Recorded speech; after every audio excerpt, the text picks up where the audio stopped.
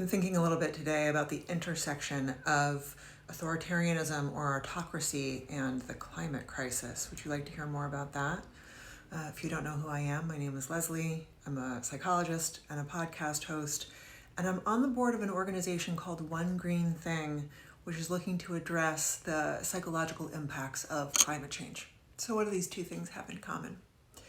One of the biggest problems that we're up against in the climate movement is not that it's too late on climate or that all hope is lost. What we're up against is the tendency for people to believe that all hope is lost and that it is too late, and then as a result, they don't take action, and increasingly things are becoming more dire. So in essence, the climate crisis is effectively a psychological crisis because it has to do with the failure of human imagination in a positive sense. It has to do with our inability to think our way through this collective problem.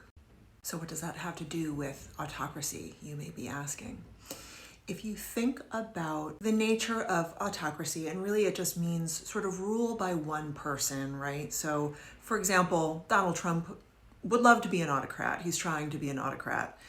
The end result of that style of government where one person has supreme power is it takes agency away from all of the citizens in a country to think for themselves, to dream for themselves, to participate in creative problem solving.